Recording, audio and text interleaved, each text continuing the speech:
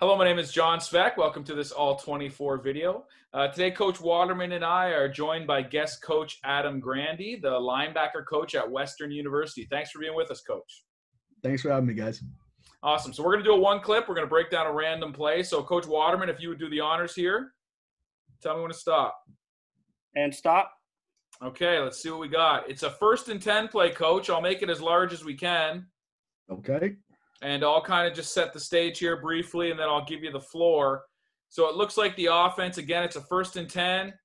Offense has come out in a pretty standard, 3-by-2 with a pistol set so far. Any initial thoughts when you see the alignment? I don't know if you have it tagged there, but it would be usually kind of what I want to go through is what personnel is on the field. So is this a 5R? I'm thinking 5R, Coach. Yeah, it's what it's looking like to me. Okay, so from there, after we understand the personnel, trying to think what formation and what backfield set would be the thing. So as you said, 32 looks like pistol to me versus 5R. Again, I don't know their tendencies, whatnot, but yeah, pretty much anything wide open here. And defensively, we'll see it tight, but it might be an odd front there. I don't know if we can see a bit of an odd front into the boundary. We'll have to see it on the tight. Coach Grandy, pistol versus gun teams, does that sort of factor in anything in your mindset, or how do you approach that? Yeah, I think it's something you want to look at as a defensive coach in terms of are there just tendencies in terms of specific plays they're running within the backfield set, or even protections that they're running within it as well. And some things you want to look at because some teams will go just gun strong or gun weak, and some teams will go pistol. Which I think you do almost have to look at, can you pressure this differently because they're in pistol as well? And in terms of the mesh is going to be a bit different there as well, where the back is coming from in terms of protection is going to be as well there too. So I think it's definitely something you want to look at and address and have part of your game plan. And, having the benefit of coding, I know it's going to be a run, I can admit, but that an especially deep kind of pistol there, that back's pretty offset of that quarterback as far as his depth there. So yeah, that may be I maybe might think it's outside zone if it's that deep there too. Nope. And he ends up coming downhill.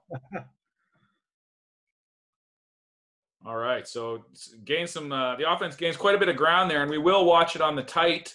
But anyone seeing anything from the wide here that they want to mention on this play? Watch it through one more time here. One of the things I noticed is how tight that 3 strong is initially on initial alignment. So when you look at the spacing, he's pretty tight. So, that's something as an indicator, maybe run or maybe something play action or something coming in and out again. But he's fairly tight in alignment. Yeah, absolutely, Coach. What and a bit of a, I don't know what I'm looking at the defensive ends technique here, coaches, and a lot of different ways we can ask them to play it when they're not being blocked. So here it's a bit of an aggressive look coming at the mesh there. What are some things you're looking at there, Coach Grandy? I would say, yeah, it's got to be based on the coaching points there. If you are playing mesh technique, understand that you are potentially even opening up if you're responsible for that C gap there because you've gone upfield and you're in your gap, but you've almost created a vertical seam within the C gap there as well, right? So if you're playing mesh, know that, what type of, are we going to get a pull or is it going to be a give here? Will be some of the things I want the defensive end to understand if you're playing that technique.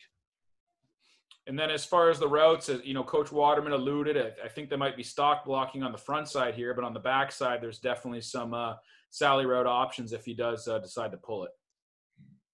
Yeah, it looks like it's almost they get into a stack and a bit of a rub route concept. You're right, Coach. Perfect. Well, I'm looking forward to seeing the tight here and seeing the front and what ended up happening. So let's move it on to the tight. We get a good look at it here. And again, there's that kind of, you get a 0 tech and almost a 3 to the boundary and a 5, and then a bit of a bubble here to the field side. Any thoughts on that front, Coach Grandy? You ever mess around with something like that? Yeah. So it's a 50 front, right? With just whatever linebacker you want walk down to the strong side here. So like this versus teams that are good at running zone, just because it kind of will alleviate the double teams because everyone has to be base blocked there. The other nice thing here too is if you have a pretty good linebacker, like a stack linebacker, 43 there, it would free him up there as well. So, and just by getting an odd front there, you can, you're dictating some things in terms of his pass. Is that now changing the protection now for the offense? Perfect. And let's see where this run breaks here.